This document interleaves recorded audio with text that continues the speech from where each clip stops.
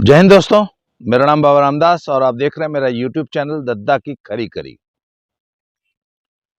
कल साहब दो डेवलपमेंट्स हैं। एक तो महम में उस मशहूर चबूतरे पे एक महापंचायत हुई। वैसे मैं तो उसको महापंचायत नहीं मानता हूँ, पर चलो भाई आप कह रहे हो तो हम मान लेते हैं वो महापंचायत थी। और उसमें खाप के चौधरी साहब लोग इकट्ठे हुए थे और पर जहां तक मेरी सूचना है दीपेंद्र हुड्डा की टीम इकट्ठी हुई थी। वो खाप पूरे समाज का प्रतिनिधित्व करती है कि नहीं करती है, इस पे बड़ी लंबी बहस हो सकती है, पर हम उस बहस में नहीं पड़ेंगे। हाँ जी, चलिए मान लिया कि खाप के कुछ लोग इकट्ठे हुए थे और वो 4-5 घंटे मीटिंग चली और उसके बाद उन्होंने जो घोषणा की तो हमें पता लगा कि साहब वो 1000-2000, अच्छा संख्या थी कोई 1000-2000 लोगों की। तो वहाँ पे कुछ लोग ऐसे थे जो उस मीटिंग में बैठे हुए थे, वो वहाँ से रिपोर्टिंग कर रहे थे। यूट्यूब चैनल्स थे बहुत ज़्यादा, 100 से ज़्यादा तो पत्रकार ही रहे होंगे नेशनल चैनल्स के। तो मैंने पूछा क्या हुआ भाई? बोले जी चौधरी साहब लोग अपने झोले में भर के लॉलीपॉप लाए थे। लॉलीपॉप देखा है ना, वो उसको चूसते रहते हैं, उससे पेट नहीं भरता पर चूसने में मजा बहुत आता है। तो चौधरी साहब लोग लॉलीपॉप लाए थे और उन्होंने 5 घंटे बाद ये तय किया कि पहलवानों को एक एक लॉलीपॉप दिया जाए, पहलवानों को और उनके समर्थकों को, कि लो भाई लॉलीपॉप चूसो। अच्छा जी, बोले पहलवानों को समर्थन जारी रहेगा। बहुत, एक लॉलीपॉप ले लो जी मुंह में। दूसरा, कैंडल मार्च काटेंगे। दूसरा लॉलीपॉप। एक, लुगाइयों का सम्मेलन करेंगे, पता नहीं कहाँ, शायद संसद भवन के अंदर ही करेंगे या जहां भी करेंगे दिल्ली में कहीं। वो जो नया जो संसद भवन जो जिसका इनॉग्रेशन होने वाला है, विस्टा डोम जिसको बोला जा रहा है, वहां पे लुगाइयों का एक सम्मेलन करेंगे जी। लो जी लॉलीपॉप। बाकी न्यू चलता रहेगा तमाशा।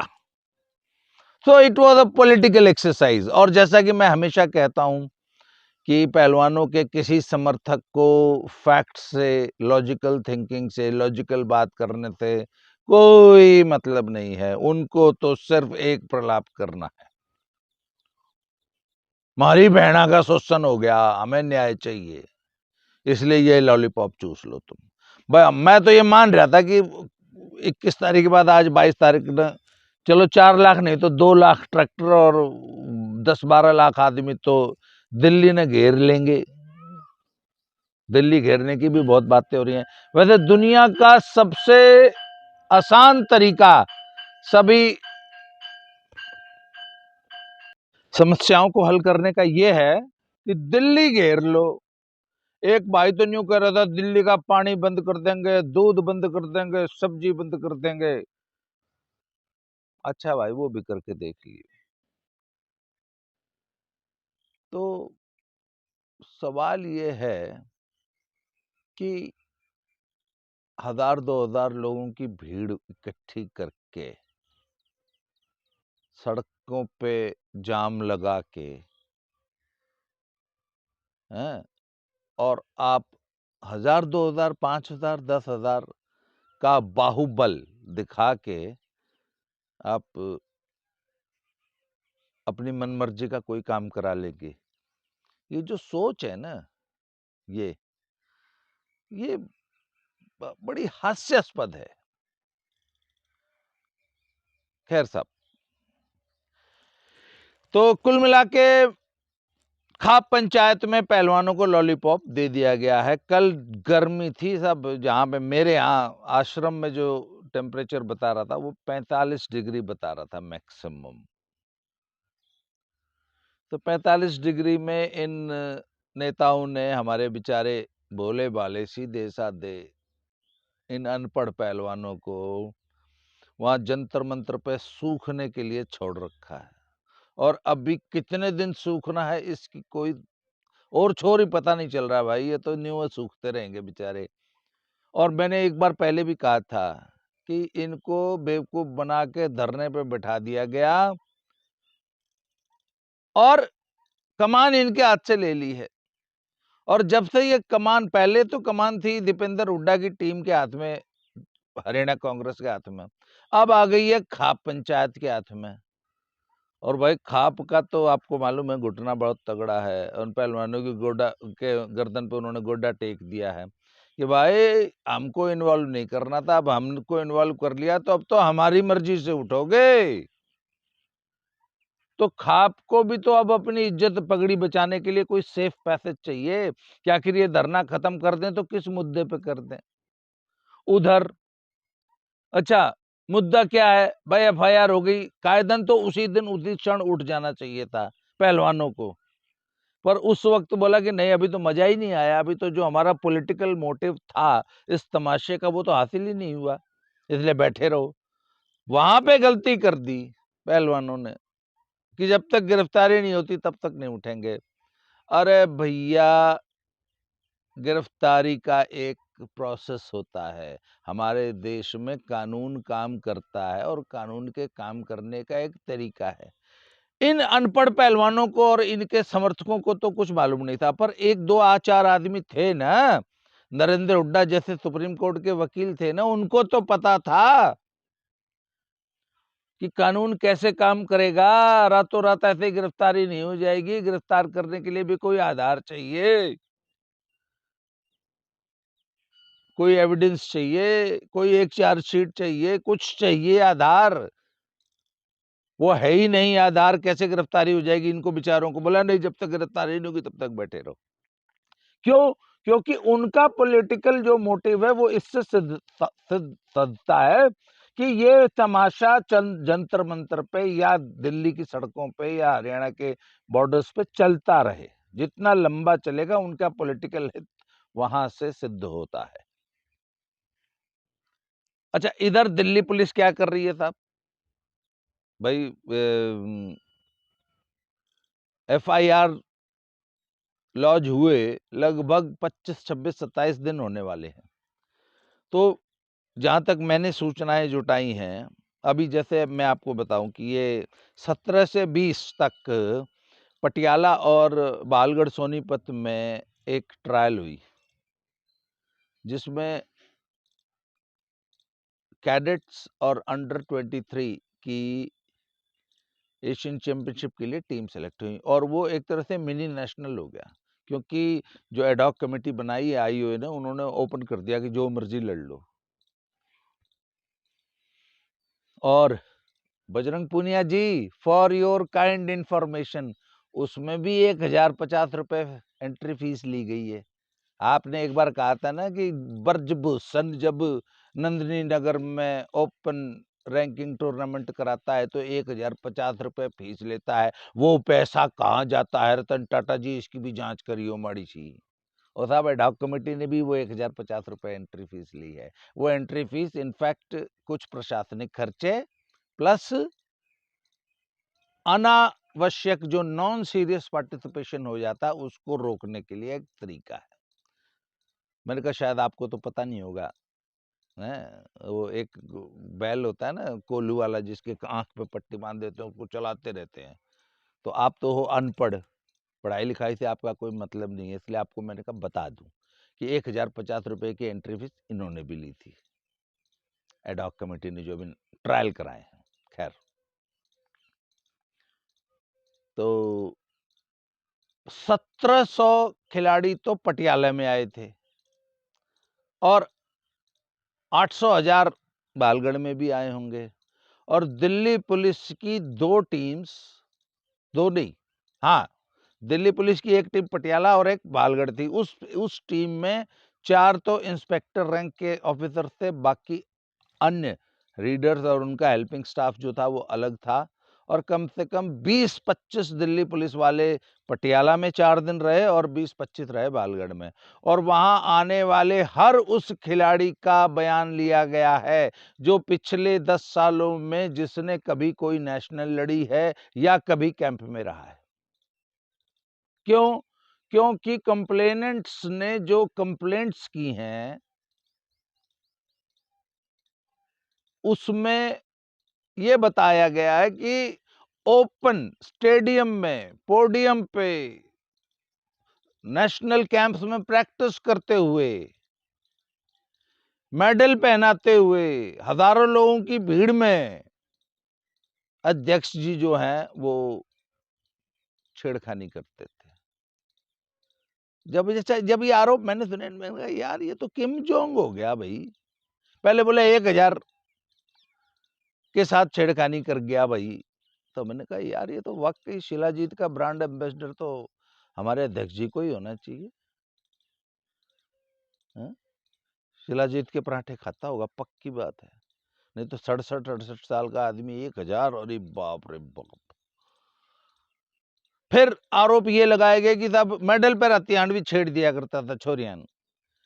तो हर उस बच्चे का, लड़के लड़की, पहलवान, कोच का बयान लिया गया है, ले रही है अभी भी दिल्ली पुलिस, जिसने पिछले 10 सालों में कोई भी नेशनल लेवल का टूर्नामेंट में पार्टिसिपेट किया या किसी कैंप में गई। कि हाँ जी आपने कभी देखा मेडल पर हथियार छेड़छाड़ करते हुए? आपने कभी देखा, आपकी भी टी शर्ट उठाई ब्रीदिंग पैटर्न चेक करते हुए? आपने कभी किसी को देखा? और जहां तक साहब मेरी जानकारी है ना, हजारों लोगों के बयान लिए जा चुके हैं, अब तक एक ने भी, सिंगल एक ने भी हाँ नहीं भरी है।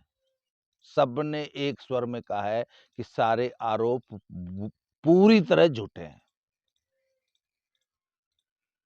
अब आपको धीरे धीरे, वैसे आप जो जिसको नहीं समझ में आना उसको आ नहीं सकता कि दिल्ली पुलिस ने गिरफ्तारी क्यों नहीं की, क्योंकि दिल्ली पुलिस को जांच में पता लग गया। अच्छा, जिस दिन कंप्लेंट हुई उसी दिन पता लग गया था कि ये तो झूठी फर्जी कंप्लेंट है, ऐसा कुछ हो ही नहीं सकता। इलॉजिकल है, ये कंप्लेंट ही इलॉजिकल है। क्या 1000-2000 आदमियों की भीड़ में, 5000 आदमियों की भीड़ में, जिस भीड़ में हर आदमी के पास कैमरा है, एक आदमी मेडल पहनाते हुए छेड़खानी करेगा? इस आरोप पर या ऐसे आरोपों पर कौन मूर्ख विश्वास कर लेगा कि हाँ ऐसा हुआ होगा? और अगर हुआ तो भैया उसका कोई डिजिटल एविडेंस नहीं हुआ। इसका डिजिटल एविडेंस तो ब्रजभूषण सिंह ने ऐसे बोरे भर भर के फोटोग्राफ भेजे हैं, अपनी बेगुनाही के सबूत। अगर ये गुनाह हुआ तो उसका सबूत भी तो देना पड़ेगा। तुम तो दे नहीं रहे, तो पुलिस इकट्ठे कर रही है। हाँ भाई हुआ, कभी कभी आपने देखा, कभी कोई फोटो खींची है, कभी कुछ, कोई तो होगा ना चश्मदीद गवाह कि हाँ जब अध्यक्ष जी छेड़खानी कर रहे थे तो मैंने देखा था। कुछ नहीं है। और दिल्ली पुलिस की इज्जत का सवाल है, क्योंकि आपके मंशा तो वो पूरा देश पहले से जानता है। ओवरसाइट कमेटी की जांच पे आपको भरोसा नहीं था, आईओए की जांच पे आपको भरोसा नहीं था। कुछ मूर्ख लोग थे, अरे जांच तो कराओ, जांच तो कराओ। अरे भैया जांच ही तो हो रही है तब से 4 महीने से। आईओए की कमेटी ने क्या किया था? जांच की थी। ओवरसाइट कमेटी ने क्या किया था? जांच की थी। आप ही लोगों को बुलाया था, ऑन कैमरा रिकॉर्डिंग करके, कैमरे के सामने आपके बयान लिए थे। हर उस लड़की के बयान लिए गए जो कि कैंप में उस वक्त में मौजूद थी। उन्होंने भी ठीक ठाक जांच की थी। दिल्ली पुलिस अपने तरीके से जांच कर रही है और बहुत जल्दी 10-15 दिनों के अंदर, आप अभी कहोगे भी 10 दिन और लेगी क्या? हाँ जी, क्योंकि आपने आरोप ऐसे लगाए हैं। आपके आरोप कहीं बिल्लारी में हुआ, कहीं रांची में हुआ, कहीं लखनऊ में हुआ, कहीं कहीं हुआ, कैंप कहीं लगते थे, तो सब जगह जाएगी, सब लोगों से पूछेगी। मुझे मालूम है एक इंटरनेशनल प्लेयर को दिल्ली पुलिस ने फ़ोन किया और कहा कि ऐसे ऐसे बात है और आपका बयान लेना है। तो उसने बोल दिया मैं नहीं आ रही दिल्ली, वो कहीं उधर हिसार साइड की रहने वाली है बच्ची। उसने बोला मैं नहीं आ रही दिल्ली, आपको बयान लेना है तो मेरे घर आ जाओ। तो दिल्ली पुलिस बयान लेने गई। सब लोग दिल्ली उठ के नहीं आ रहे बयान देने। दिल्ली पुलिस घर घर, पूरे ऑल ओवर इंडिया में जो भी पहलवान हैं उनके घर बयान लेने जा रही है दिल्ली पुलिस। टाइम तो लगेगा ना, हैं? मैगी खानी है, 2 मिनट में बन गई मैगी, खा ली और गिरफ्तार कर लिया, तीसरे मिनट लटका दिया। क्योंकि हम पहलवान हैं, हमने हम देश की बेटी हैं, मैं मेडल ले आई हूँ, मैंने कह दिया अब लटका दो। हमारे से प्रूफ भी लिए जाएंगे, हमारे से प्रूफ मांगे जा रहे हैं, क्या हमने इसी दिन के लिए मेडल लिया था? हैं? मैं 1,500 उठा बैठी मारती हूँ, उससे प्रूफ मांगे जाएंगे? भैया आरोप लगाए हैं तो प्रूफ तो देने पड़ेंगे। और दिल्ली पुलिस पूरे देश में घूम घूम के प्रूफ ही इकट्ठे कर रही है, वो प्रूफ जो आपके पास नहीं है। इसलिए अभी 10 दिन और लगेंगे कम से कम, मेरा अंदाजा है, जैसे मेरा जो मैं अपने दिमाग से सोच सकता हूँ। और उसके बाद दिल्ली पुलिस एक दिन एक प्रेस कॉन्फ्रेंस करेगी और पूरे केस का खुलासा करेगी कि जी ये आरोप थे, और हमारी विस्तृत जांच में हमने इतने लोगों से बात की, इतनी इतनी जगह प्रूफ किया, यहाँ से सीसीटीवी कैमरा निकलवाए, यहाँ से इतने कॉल डिटेल निकलवाए, इतने लोगों से बात की, इतने लोगों से बयान दिए, और हमें कोई भी ऐसा प्रूफ नहीं मिला, ना विक्टिम्स दे पाई कि ऐसी कोई घटना हुई है। और अपनी एफआईआर या जो भी रिपोर्ट है वो कोर्ट में प्रस्तुत कर देगी। क्योंकि अपराध कोई हुआ नहीं है, इसलिए गिरफ्तारी होगी नहीं। ये आज आप मुझसे लिख के ले लो। फिर पहलवान जी लोग क्या करेंगे? फिर तो ये तो खाप डमरू बजा रही है, ये नाच रहे हैं।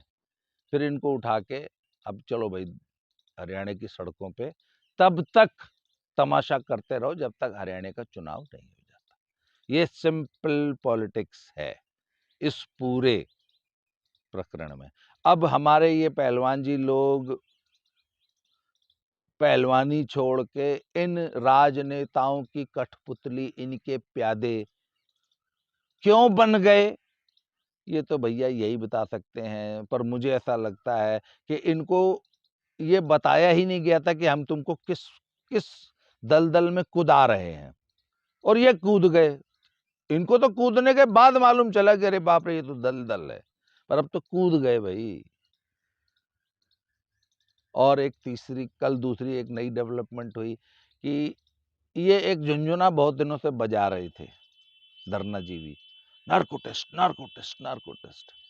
कल उस गुब्बारे की हवा भी ब्रजभूषण शरण सिंह ने निकाल दी। उन्होंने कहा ठीक है, हाँ मेरा नार्को टेस्ट कर लो, पर इनका भी करो साथ में, और पहले इनका करो क्योंकि आरोप इन्होंने लगाए हैं।